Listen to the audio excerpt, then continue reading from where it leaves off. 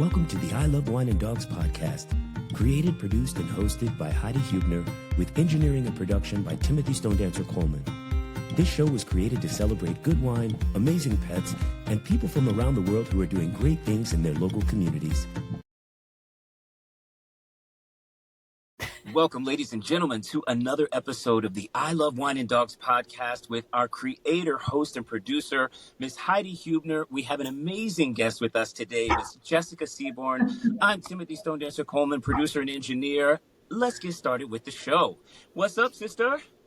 Hey, this is called Take Two of this episode.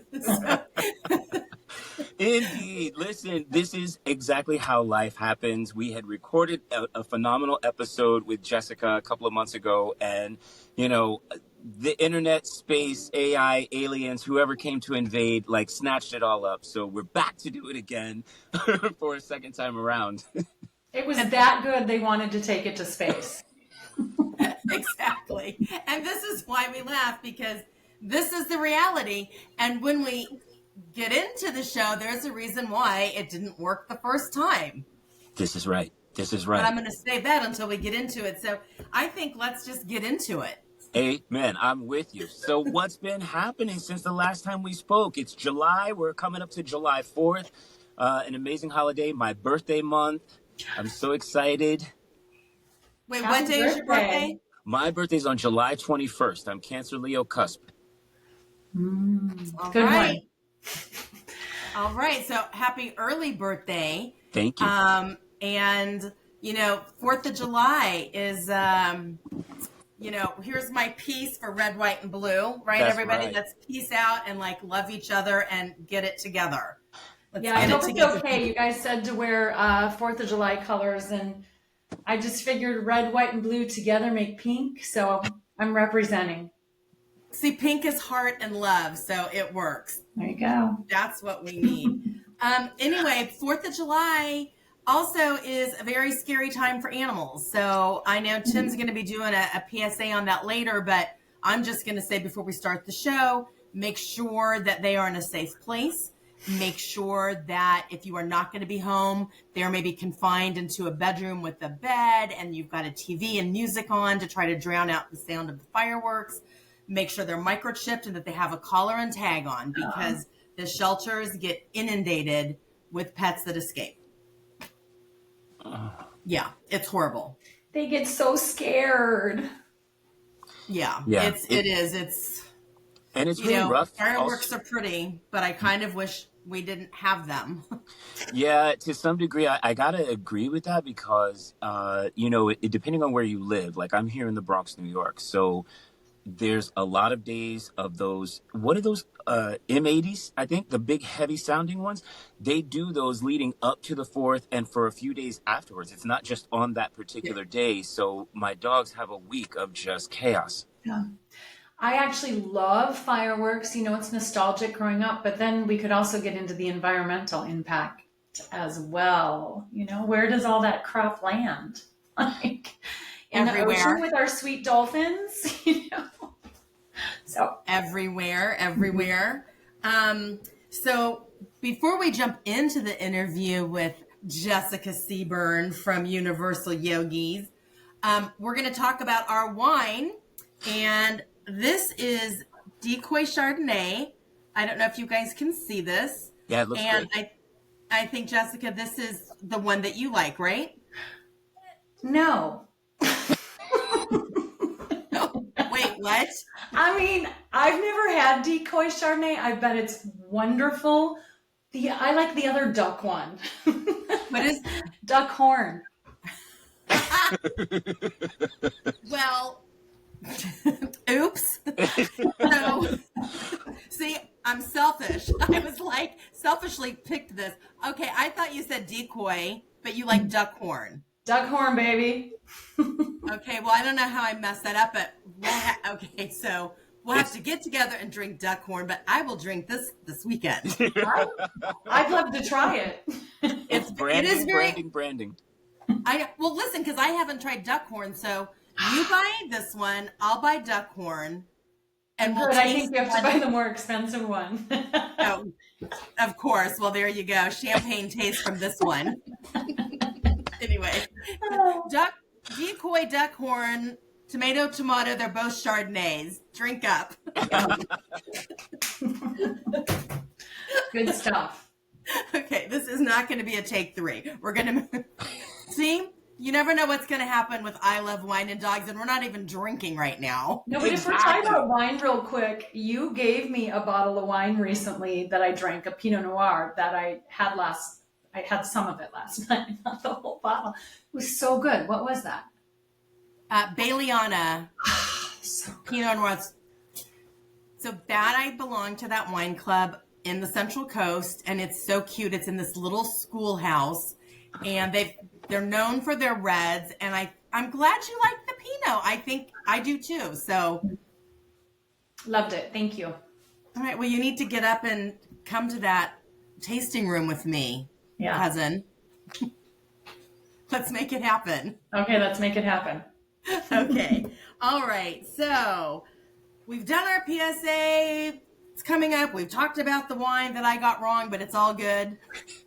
Jessica, who are you? Tell us about you. Well, first of all, let's talk about Lenny and Mango. Let's talk about your dogs and your kitty really quick. Oh, Lenny and Mango are 2 beautiful sisters from another father. I mean, yeah, same mom, same litter, different dads.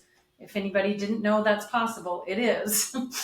A female dog can get pregnant several times by several different male dogs while she's in heat and have a litter of a variety of half siblings. So Lenny and Mango are sisters from another brother, and they are adorable. They're rescues from the Bahamas. They're from Eleuthera, Bahamas. And they're named Lenny and Mango because mangoes. And then Lenny, because they were actually found like on a part of Lenny Kravitz's property there. And and they were rescued. And so that's why they have their names. And they're just adorable. They're 4 years old now. And then Lily, Princess Kitty. I mean, what do you say? She's just the best. She's the best thing in the whole wide world. She's a good girl. They're adorable. These dogs have hit the jackpot with the Seaberns, that's for sure. Yes, I love them. Yeah, that's really cool. Well, I mean, like, I can't believe I'm this year's old, right? Finding out that a female dog can get pregnant that many times at the same time. That's crazy. Yeah, we didn't know until we took them to the vet when we got them to the States, and he told us, and we were like, what? So we found out they aren't full sisters, they're half sisters, but from the same litter. It's crazy. Wow. Mm-hmm. Yeah, it's wild. I mean, I have a friend who fosters mothers with babies, and it's like you all came from all different sorts of places. Well, yeah, the stray dogs, right? Yep. I mean, when they're in heat, they're in heat. Which is why we have to spay and neuter people. They get busy. Wait, say that again, what? I said they get busy. They do, and this is why we have to spay and neuter. We've got to spay and neuter these animals so we help the pet overpopulation. Absolutely. I will say I'll give a plug to Bryland Animal Rescue in the Bahamas because they sent the dogs to us. I mean, they literally, like, we saw a picture of the dogs on Instagram. We were like, oh, they're so cute. Are they available? They were literally on an airplane to us like 3 days later. It's crazy. Yeah, amazing. There's so many good rescue foundations out there. There's so many great people doing good things. Yeah, so. That's amazing. Mm-hmm. That's why we say adopt and don't shop. So here at Tangent, we explore the possibilities of cool climate white wines rooted in the Edna Valley and the Central Coast. These wines challenge expectations and prove that every day can and should be a new adventure. Our innovative spirit is channeled into everything we produce, from colorful cans to screw-capped bottles to our wine itself. We deliver wines with the promise of being vibrant, fresh, and delightfully different. Find us on Instagram and Facebook, or call us at 805-269-8200. Well, Jessica, so let's go to your childhood. Did you grow up with pets? Where did you grow up? I had so many pets growing up. I grew up in Minnesota. I grew up, I want to say like I grew up kind of wild. It was very wild, my childhood. And I think I mentioned this to you guys before. Like, if you've read the book, The Glass Castle, it's like my childhood was like The Glass Castle, but my parents weren't like totally nuts. Like, we had shelter, we were provided for, but we really just like, it was freedom. But we actually had we would get the retired dogs from Will Steger's expedition dog sled teams. And so we had dog sled dogs, huskies, and part husky, part wolf, Siberian huskies, all sorts of dogs growing up amongst like every other pet possible, the hamsters, the gerbils, the cats, the lizards, the everythings. But we had it all. But the dogs from the dog sled team were just amazing. And so like as a kid, like as a young girl, I would just be like sleighing across the frozen lakes with Zeus and Mary. These dogs had great names, and they went to the South Pole. These were adventure dogs. And so yes, I had pets growing up, many. Yeah. But how awesome that they ended up with you, with your family, so they could still do what they do. Because those are working dogs. Those are not dogs to be hanging out in an apartment. They're busy. No, and I know we're supposed to be talking about me right now, but that's another thing. I'm always going to go back to the dogs, aren't I? A lot of the dogs, like because of Game of Thrones, people were like, "Oh, I love those husky wolf breeds." And they were impossible to get in California until Game of Thrones. And then everybody wanted them, thinking what great pets they'll make. Those things need to run like 2 miles a day. And now the shelters are full of them because people can't handle them. They shed like crazy. They're great. They're gorgeous. They're amazing. But they need to exercise. And a lot of people can't handle them. And so please don't get a husky unless you know you can exercise that poor dog, please. So yeah, that's a thing. But yeah, now my upbringing was really fun. Well, and like, I know. Well, okay, so let's talk about, so your mom had a dance studio. Mm-hmm. You guys were the adventurers. Like, talk about the year you took a year off of school. Oh yeah. 1 year, my parents were just like, yeah, we're going to just go live in this camper for a year. And we hit every state.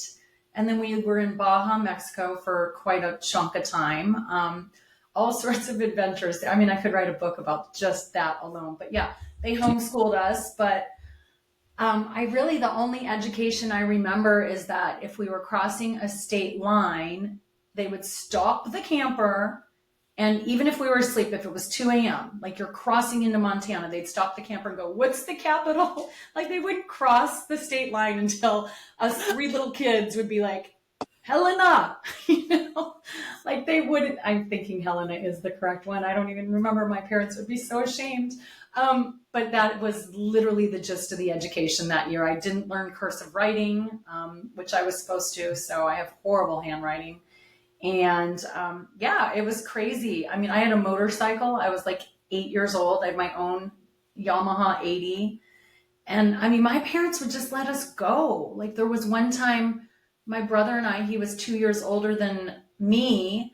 And we were in Baja and he ended up in quicksand.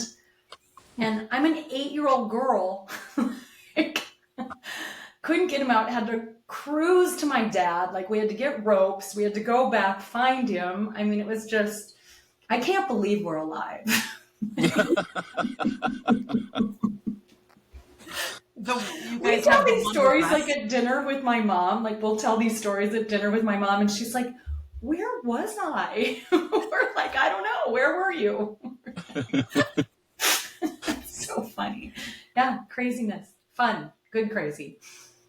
Yeah, I always tell my nieces and nephews, like, always go for the adventure. But I think now you've taken it to a brand new level. Oh, I have stories. My God, yeah.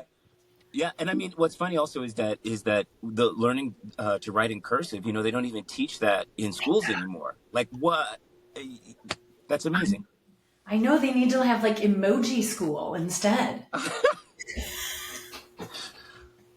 Yeah. Listen, I was in school and I have horrible writing, so there you go. Yeah, there you go, for sure. You didn't miss out on that, but so you're growing up, you decide to go to college. We'll jump forward to Chapman College, aka now university. Yes, where I met you. That's right. Yeah, I'm going to make my parents sound horrible in this podcast, I think. But like, honestly, I wouldn't change one thing about my childhood. I really wouldn't. But yeah, I remember being like, okay, now you're supposed to go to this thing called college. What is that? Like, nobody like explained anything to me. So I was like, okay. And at the time, Chapman wasn't what it is today. I mean, now it's this amazing university. Actually, both my daughters went there. It is still so amazing.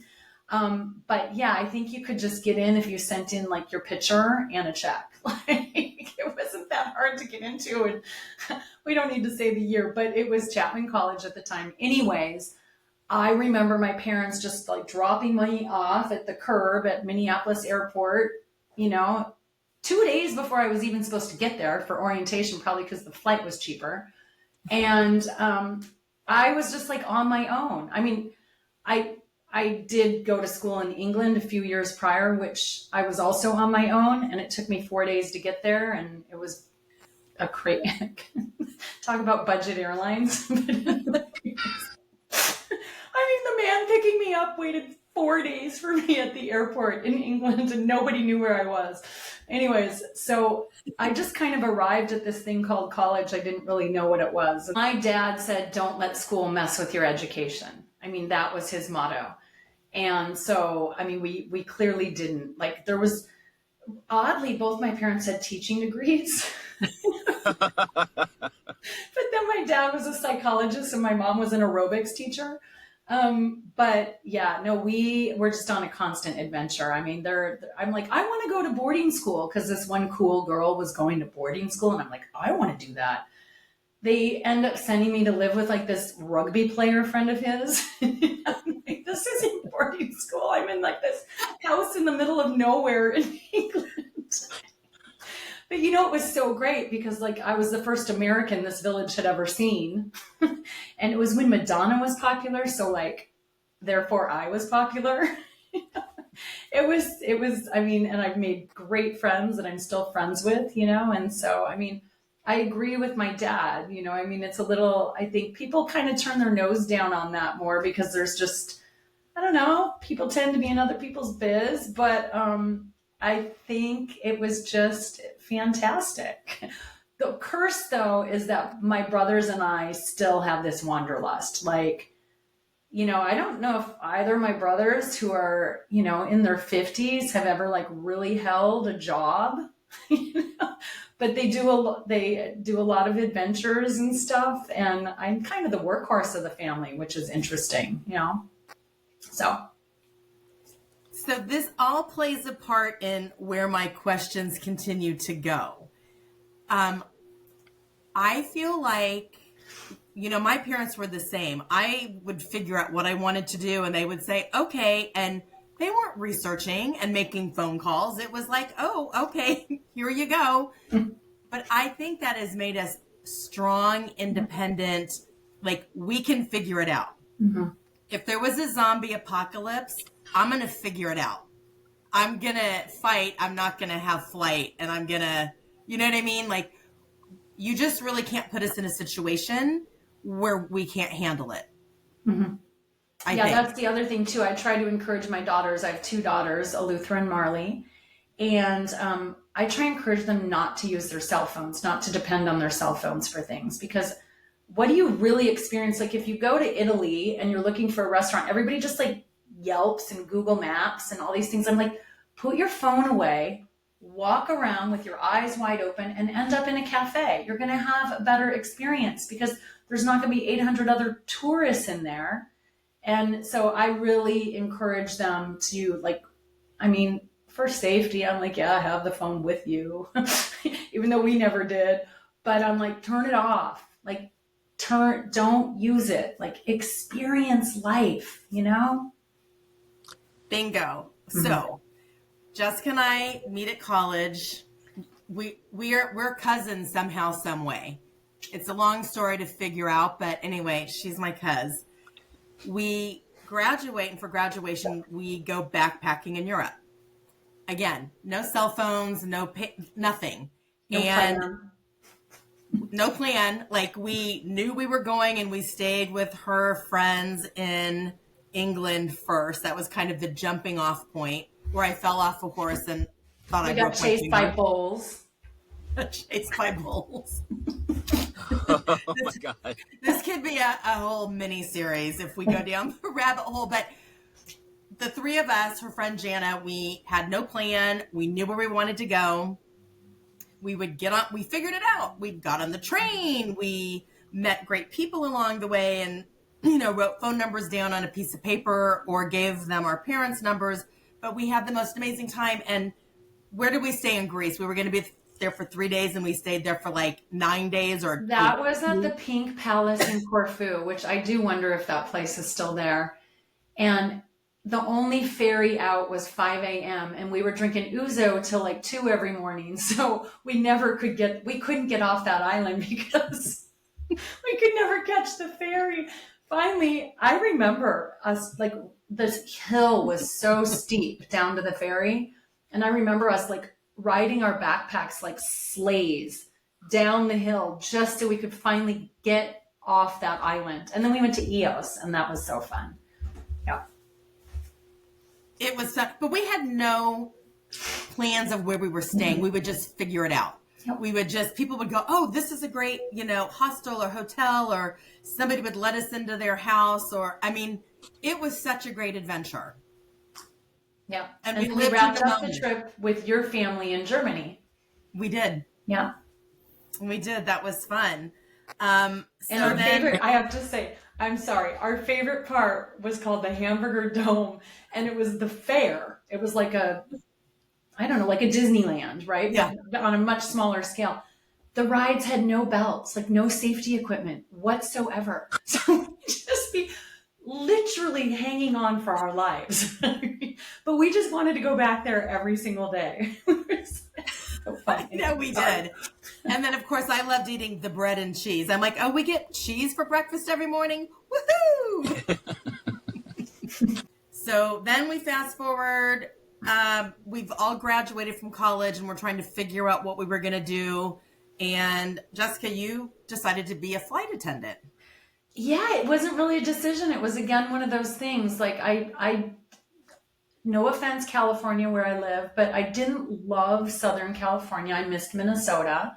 So I moved back to Minnesota and was waitressing. And I was a broadcast journalism major. I was interning for the Special Olympics and waitressing for money. And because you didn't get paid for interns back then. And all these waitresses were going to a United Airlines interview. And I was like, oh, I'll go with you. What the heck? And I got the job and like nobody else did. I was like, oh. Anyways, I took the job. But I'm going to sound so horrible. When I got the job, I was in Jamaica. And okay, so we were driving up to a cabin in Minnesota. We saw a fire sale to Jamaica at the airport thing. We literally pull over, had our backpacks. We were going to get beer in Canada, so we had our passports. And we go to Jamaica with Christy and Kelly Vickland instead of going to the cabin. Anyways, that's when I got the call that I got the job, and I'm like, ooh, I'm not going to make that. I'm not going to make that call. Anyways, ended up doing that, but then they based me in California, which was just so crazy. And I'm like, okay, I guess I'm going back to California. So I did that job for about 4 or 5 years and really took advantage of those flight benefits. Yes, she did. She was always like, anyway, it's Jessica. She always an adventure. It was like, where are you now? And again, this was before cell phones. So this is leaving messages on answering machines, or her like, cuz I'm going to be in New York. Are you there? Because I was living in New York at the time. That was fun. I stayed with you for a long time. Yeah. I loved it. I loved it. Yeah. So then fast forward, then you get married. You have your two beautiful daughters, Ellen, Marley. And then when did you start getting into yoga?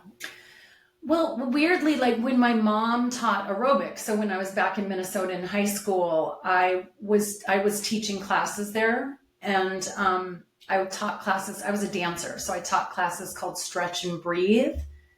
And one of the moms came up to me and she's like, "Oh, you teach yoga?" And I was like, "I do." And it really just came so naturally, that whole like inhale and then exhale and the movement and the flow of it. And so then I was really interested in yoga. And in college, like I went to a couple classes. I think we went with you once. I went with you once to that girl Sunshine or something. Oh my God. That was weird. Yeah. And then, like when I was a flight attendant, I started to really study it and go to it. And, I was a runner, so I thought it was a little slow for me. And then I found Ashtanga yoga, and that was my first certification like 24 years ago. I got certified in Ashtanga, very vigorous form of yoga, and I loved it. And it was just, you just felt so strong and light at the same time. And then that can get a little hard on your body over time. But yeah, so I've been teaching like 24 years, and I absolutely love teaching yoga. Like I love it. And having my broadcast journalism major, like going to the Zoom room with yoga, that was the only good thing about COVID. Well, and empty airplanes, because I traveled a ton. But I love teaching online. I love it. I've got my whole setup here, and I love it. So I do in person and online, and I love it. It's great. That is so cool. And to have a career that actually was kind of enhanced by COVID, right? Were you doing online training prior to that? No, but it was my dream to do it. Like I wanted to do that. And I was like, how do I do that? And I tried to do the YouTube thing. I just don't know how to do all that techie stuff. Maybe I need to talk to you, Timothy. I still want to do YouTube, but like, I don't want to do bad videos. You know what I mean? Right. I want them to be good. And I have some good friends who've had a lot of success on YouTube, but I just can't figure out the technological stuff of it. But so no, I just do live in person, and it's really, really great. And I actually really love the in-person live stream, because I have a huge screen here, and I can see my students. Like Heidi knows, I'll be like, Heidi, put more weight in your heel, bend your knee a little more. I can still instruct. And so I really like that versus the pre-recorded stuff, but it's all good. Wow. So I think that's great, finding a positive from COVID, because that was not to go down that rabbit hole again of just how insane that was. Mm-hmm. But, I feel the fact that you can take classes. We live too far. I could not take your class, mm-hmm. but now I can do it. When I can, I love it.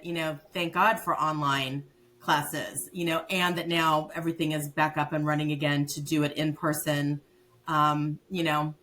It's great. And I'm happy that you're thriving in that again, because you're gifted, Jessica. Yeah. And like thriving is a nice way to put it.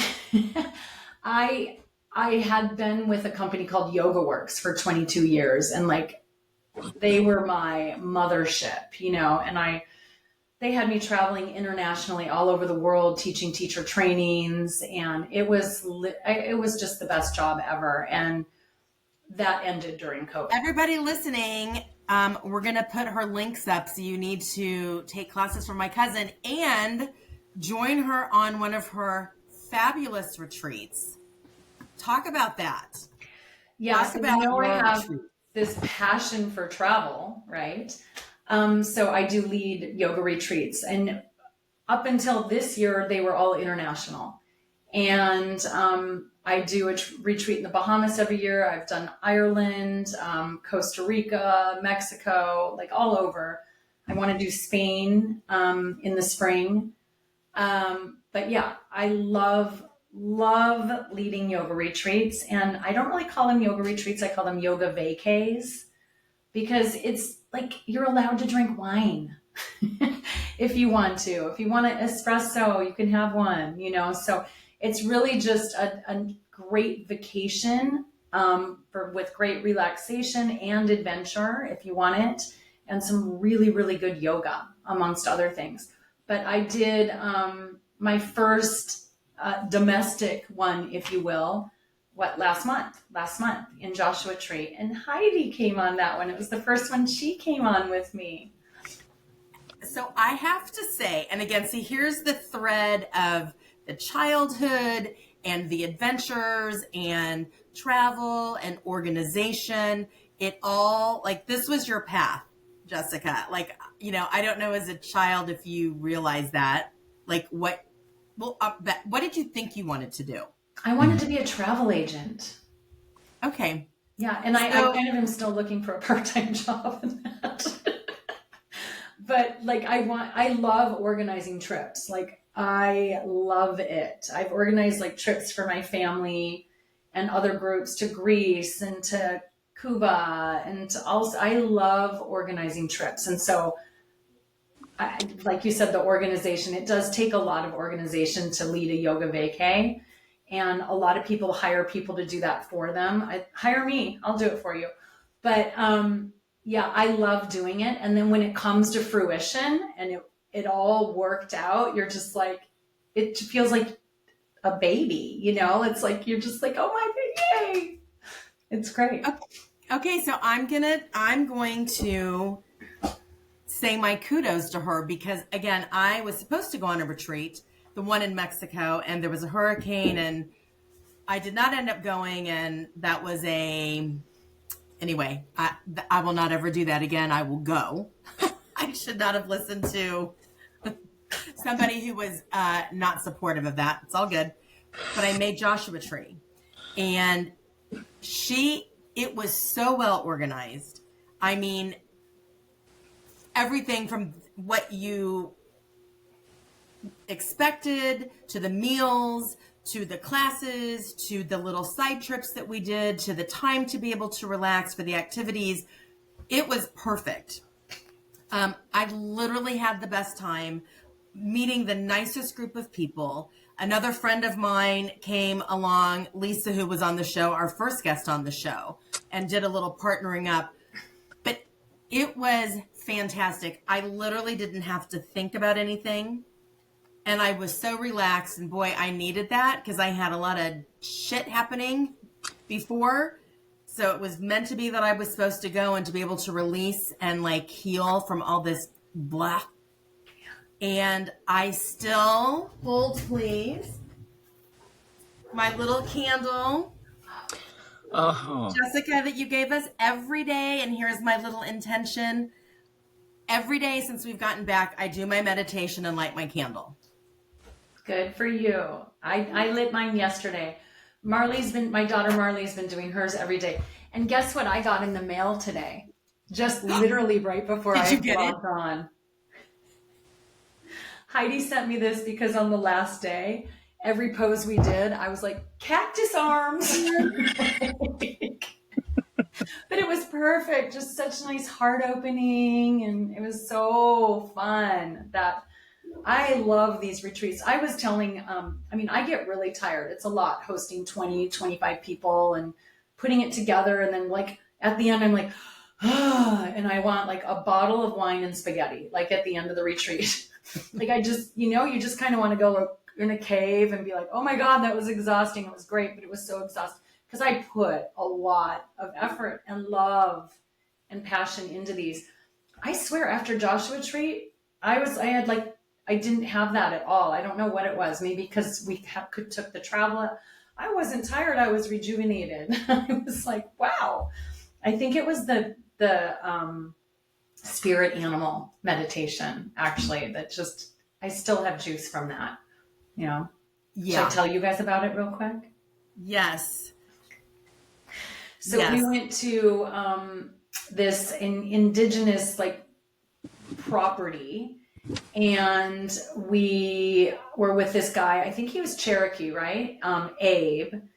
And he led us through a meditation. I mean, we were 16, 17. It was all women this time. Yeah. And we're in the middle of the desert. You know, we had shade, but it was hot and windy and beautiful. And we had Lucy, the German Shepherd, with us. And he led us through this super cool drum ceremony. And then he led us through this crazy breath work, which I love breath work. I'm very passionate about breath work and meditation along the lines of yoga, right? And then we lied down and he guided us through this meditation where our spirit animal would come to us. And I think 15 of the 17 women were weeping, some hysterically, but in a happy way. I didn't even realize I was on my back and my arms were up like the whole time. I didn't even know. And by the way, I'm one of those people, like if you go to a hypnotist, I'm like, I'll just fake it because this is so stupid. You know, like I don't fall for this stuff. Like I'm not. I mean, I feel like I'm intuitive and all that good stuff, but like, I'm not going to levitate. Right. And, I mean, let me tell you, this experience was insane. And Heidi, what animal came to you? So the first one was a snake. Weird. And it just kind of came up and like, was looking at me and I'm like, okay. So vivid. Which I normally don't have vivid. Yeah. If I've done meditations or, sometimes you don't see anything, which is fine. But this was, anyway, and the snake is looking at me and then it was interesting. There was like a morphing, like I saw my two horses and then animals were just kind of morphing and I'm like, okay, don't try to figure out what they are. They're just coming to you as they are. And then the very last one was a bumblebee, which we talked about our friend Wendy who passed away. When we were at her celebration of life, this little bumblebee came to all of us. And so how funny that was the closing animal that I saw. Yeah, I remember that. Yeah, it was such an intense experience. I was like, okay, if anything comes to me, it's going to be a dolphin for sure. Like, I'm going to get my dolphin. And then like, at first it was like a unicorn face. And I remember having a conversation with it going, you're not a real animal. And then it just turned into this wild white horse. And then that's what it was for the next hour. This wild, white, beautiful horse telling me it's okay to be me. It's okay to run free. It's okay to be wild. And I was like, thank you. So I needed to be told that, because you have this upbringing and then you have the, Puritan society that you live in. And with all this planetary awareness, and you're like, I don't know how to juggle this. Like, I feel like I should sit and have a real job and actually make consistent living, but it's really not who I am. And anyways, it was so great. It was such a great experience. And it really I felt like it gave us permission to continue the path that we're on and that we're passionate about. I love my white horse. I know, that was cool. And then Marley saw the wolf. For some reason, I thought you saw a wolf too, or maybe her wolf was going to, she said, or something like that. No, I wanted a wolf too. Like I thought I'd see a wolf, but no. Yeah. But my daughter had a wolf. I mean, it was crazy what people had. I have this one yoga student she's so cute. She's young and she always is jumping ahead. She's always like trying to do the next pose before we get to it. And I'm like, you got to stay in the moment, girl. Like, da-da-da-da. And she's just quick to answer. And she's like a young soul, right? And I call her Bambi. Like I call her a deer. And it was a deer that came to her. Like she was bawling. Like it was crazy. Back to just the yoga retreats. Like wherever we are, we'll do some like fun experience. If we're in the Bahamas, we'll go snorkeling. But like this was kind of above and beyond. It was really great. Well, and it's interesting too, because the snake, I bought that book, Animal Speak, and it's shedding. Like the snake is shedding. And I was like, yeah, I need to be shedding stuff. because it's so interesting what you just said. And Tim, I know you feel the same way. No, Jessica, you should not be having a desk job. That is absolutely not why God put you on this planet. You are doing exactly what you're supposed to be doing. And when you try to fight that, it doesn't work. I do kind of have that type of job, but I love what I do because I created my own thing with the therapy dogs. But if I had not done that, I would have not stayed at the airport. I would have been gone doing I don't know what. But, I've always said if I'm not happy, I'm not going to stay in a job. I'll figure it out. And always I have been guided. Mm-hmm. But you also have, Heidi, quite the adventurous spirit. I mean, we met working on cruise ships and we were all over the place. You know what I'm saying? Yeah. So so even though with that type of job, we were like, the minute you walk out of your cabin, you're on, because the passengers recognize you and you've got to like interact with people and whatever. So it is kind of like a day-to-day kind of job-ish. But then it's also super adventurous because you're going to all these places that you've never been before, and you can go on these excursions and come back and have all this yummy free food. But one thing I wanted to say is I definitely love this conversation about spirit animals. On the one hand, Heidi, when you said a snake came to you, immediately what came to me was the shedding of skin. That was immediate. Like the minute you said that, I was like, oh, the shedding of the skin. Yes.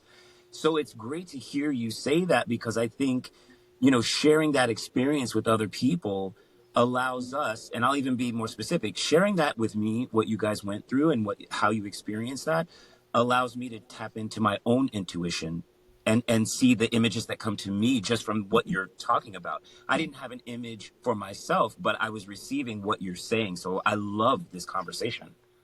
Yeah, I think we block things out, right? You're in society and you block things out and you're not open to the experiences.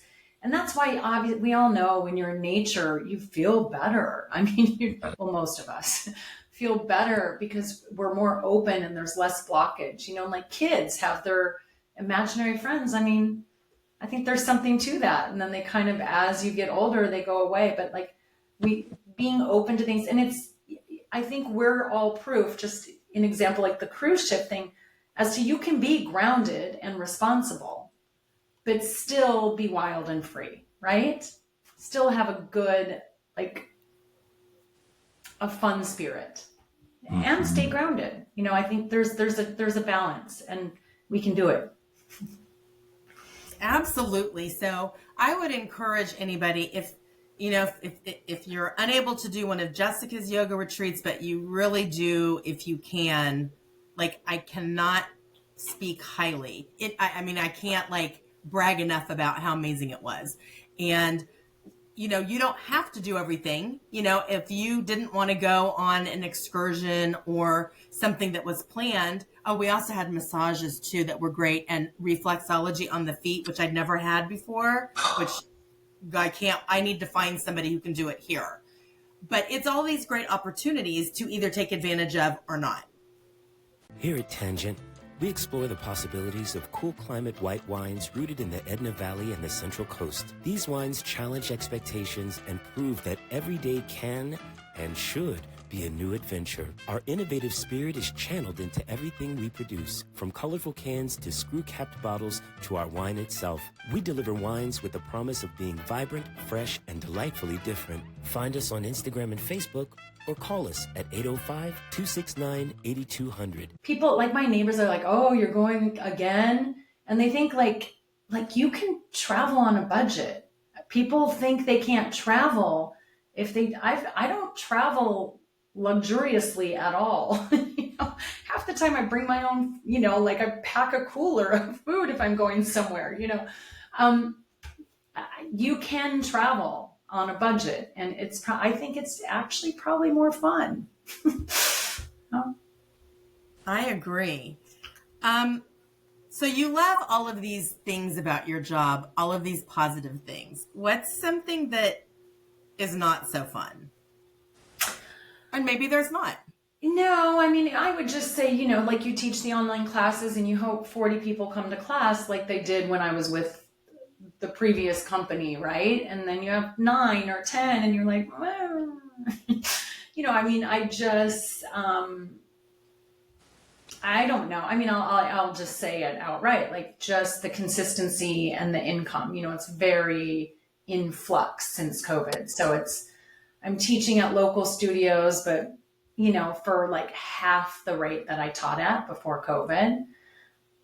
And it's just not coming back, And so I feel like in the yoga industry, and we kind of touched on this, is the expertise. I mean, I'm considered a master teacher, with a lot of experience. And I don't think a lot of people just don't really care about that. And I think if you do compare yoga classes and you take from a very experienced teacher and like maybe a less experienced teacher, it could be a great class, but it's a different experience. Yeah, and the generation now, they are out for the experience. Mm-hmm. They may not tune into the number of years that you've been doing something, but if they have a great experience, they're going to tell their friends about it and they're coming back. Yeah, like my 22-year-old daughter, how old is Marley? 23-year-old daughter that came on there, she's like, oh, this is what you do? I'm like, yeah, that's what I've been doing your whole life, girl. She was like, wow. Yeah, I loved her and I got to experience that together because I said, you've got to be proud of your mom. Like, this is a lot of work. And I mean, it was so cute. She goes, she's just amazing. And like, this was so incredible. And I have so much more appreciation of what this all takes. Yeah. Like, it's a lot of work. And I'm like, yeah, it is. She came as my assistant. And then everywhere I looked, she's like in a hammock reading a book. She's like, she's opening a bottle of rosé. I'm like, oh, you're so, I don't know if you saw that Instagram post I did after, and it was like, thank you so much to Marley Seabern and her 15 other assistants. Yes. Meaning all of you. Yeah. She helped me unload the car after we got home. No, when you asked her to do things, she was on it. She was good. It was funny. It's funny. Well, is there anything we didn't talk about that you need to share or want to shout out or anything? No, I think I would just go to Tim, and then I know you, Heidi, really well, I think, like, I genuinely love animals, but I really love people too. And I think that's missing a lot of late. Like, people don't have faith in other people. And people are, I think, for the most part, really good and great. And you have to be open to seeing that, not resistant, because I think people judge too quickly. Yes. And I think if you really love people, it shows. And there's other people out there who also really love people. And I don't know, sometimes I find it's almost a fun challenge when you find somebody resistant to being friendly. And then you sort of like, I'm going to get you to smile, So I remember when we were in New York, when I lived in New York with you, Christy and I would take our rollerblades out. We're like, let's see how many people we can make smile today. Because people weren't generally smiling like in Manhattan. And we're like, we're going to make people smile. So I just think that would be like, I think I really, truly love people. I think, I think you do too. And so just be good to people and dogs. So that's okay. My magic wand, here's my magic wand. What's a wish? So I think that's what you're talking about, right? Is just be kind. Be kind. Not to mention the intake of the negative energy you put out. Like, if you have a negative reaction to something, you're digesting that negativity. Like, you're actually affecting yourself more than you are affecting anybody else. Like, if you're kind, you will be happier. Yes. Back to yoga, the root cause of suffering is ignorance, and they mean ignorance of like your true self, right? Of just coming from your heart. And we just need to be nice. Amen to that, my cousin. Where can people find you? We're going to post it, but share your social media, all that good stuff. So this is kind of ironically, my company is called Universal Yogis that I started 24 years ago, and it had nothing to do with travel. And now it's still called Universal Yogis, and it like has everything to do with travel. So universalyogis.com or Instagram. I post on, I got hacked like 2 years ago, so I'm starting over. So please give an old lady a follow. Jessica Seabern Yoga, and we can put it on there. Yeah, and I post my upcoming retreats on Instagram, Jessica Seabern Yoga. All right. Well, on that note, everybody, thank you, Jessica. Thank you so much for being on the show. I can't wait for all of our listeners to hear this episode. And Tim, I look forward to every time we do this together. Thank you for being my partner in all of this. I love you, dearly, sister. To all of our listeners, you can find us at I Love Wine and Dogs, all one word. It's on Instagram. It's on Facebook. We post in the first week of every month. Come on out and support us. And don't just watch the show. Like, share, subscribe. Bye, everybody. Take care.